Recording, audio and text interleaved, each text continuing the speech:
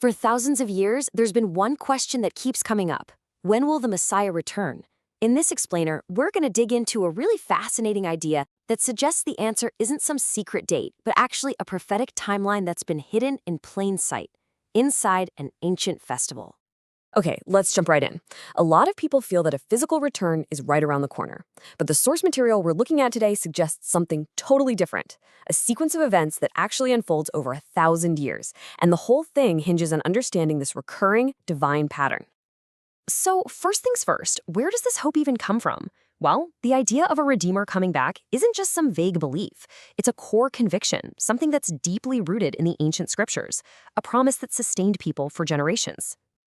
And this hope isn't just wishful thinking. It's built on some really specific prophecies. You've got Zechariah literally describing his feet touching down on the Mount of Olives, Daniel's vision of someone coming on the clouds. These are the kinds of texts that have built this bedrock of expectation for a real physical return. Now, this is where the argument gets really interesting. It suggests that the timing of all this isn't some mystery we're supposed to solve by looking at today's headlines. Instead, it's a pattern that has been rehearsed year after year in the biblical feasts. And the key to unlocking this whole framework is the Hebrew concept of moedim, which means appointed times. According to this interpretation, these festivals are so much more than just remembering the past. They're like divine appointments, prophetic dress rehearsals for the biggest events in the whole plan of redemption.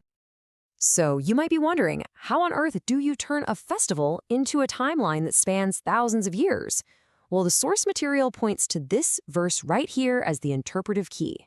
It suggests there's a kind of divine clock, one where time operates on a much, much grander scale. And this verse gives us a pretty straightforward prophetic equation. One prophetic day equals 1,000 human years. That's it. This single idea becomes the lens through which all the festivals are viewed, turning them from week-long holidays into, believe it or not, a 7,000-year map of history. So, how does this actually work in practice? Well, the main piece of evidence for this entire timeline comes from one specific festival, Sukkot, also known as the Feast of Tabernacles. For anyone who might not know, Sukkot is a 7-day festival that remembers the time the Israelites lived in temporary shelters out in the wilderness. But in this prophetic view, it's so much more than a history lesson. It's seen as a full-blown rehearsal for the entire history of humanity in this world. And here's how that timeline maps out. The first 6 days of the festival are seen as symbols for 6,000 years of human history. All our work, our toil, our struggle. But that 7th day, the day of rest, well, that corresponds to 1,000-year Messianic era, a great big Shabbat for the entire world, the 7th millennium. And get this, there's a fascinating detail hidden in the festival's sacrifices. During those 7 days of Sukkot, a grand total of 70 bulls were offered. The source connects that number, 70, directly to the 70 original nations of the world listed back in Genesis. This suggests that the 7,000-year plan isn't just for Israel, but it has a global scope. It involves everybody. But wait, the festival calendar doesn't actually stop on day 7. There's a twist. There's an extra day that exists outside of that normal 7-day cycle. And according to the source, this is where we find the prophecy for what happens after the Messianic era is over. This day is called Shemini Atzeret, the 8th day of assembly. Now, it's really important to note that it's technically a separate festival. It's not day 8 of Sukkot. Because it's outside that 7-day cycle, it's interpreted as symbolizing something beyond our created time, a totally new beginning, eternity itself. So the distinction between these two periods is absolutely crucial.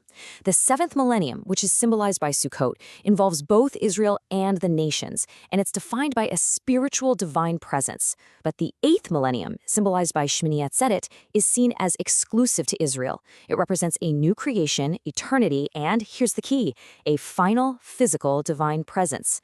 And just look at the sacrifices. It goes from 70 bulls for the nations down to just one, symbolizing that exclusivity. The source material uses this really beautiful analogy to explain it. It says the 7 days of Sukkot are like a king who throws a huge party for all his guests. But that 8th day, that's when he sends the guests home and asks his own son to stay with him just 1 day more. It signifies this intimate, exclusive, eternal relationship. Now, what's really wild is that this timeline isn't just a one-off thing. The source argues that it actually fits into a much larger, repeating pattern of redemption that you can see all throughout Scripture. It's like a divine rhythm of spiritual and then physical intervention. Okay, let's look at this pattern. Think about the Exodus from Egypt. You had a spiritual manifestation, that pillar of fire and cloud, which led to a physical national redemption. Then, with the Messiah's first coming, it flipped. You had a physical manifestation, a man, who brought a spiritual redemption for individuals. The source argues this pattern is going to repeat. Next up is a spiritual manifestation in the 7th millennium for a physical national redemption, followed by the final physical return in the 8th millennium for an eternal redemption of all creation. See how it flips back and forth? All right, so let's put all these pieces together now. When you combine that day for 1,000 years equation, the rehearsal schedules from the festivals, and this repeating cycle of redemption, the source material arrives at its complete prophetic timeline. And here it is, the core idea, laid out plain and simple. According to this view, the next major prophetic event is not the immediate physical return of the Messiah. Instead, it's the beginning of a 1,000-year spiritual reign, a global Shabbat, that acts as the final preparation for the physical return, which happens 1,000 years later. So this timeline basically summarizes the entire sequence. You have the first coming, which was physical. That was followed by about 2,000 years, which the source connects to the prophet Hosea's 2 days. This interpretation suggests we are right on the cusp of the 7th millennium.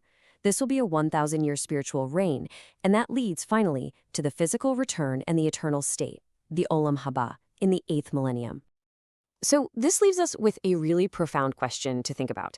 If the next stage is a millennium-long spiritual era and not an immediate physical event, how does that change things? What does it mean to hope, to wait, and to prepare for a redemption that unfolds not in a single moment, but over the next 1,000 years? It's a perspective that really reframes things, from just waiting for an end to actively preparing for a new and very long beginning.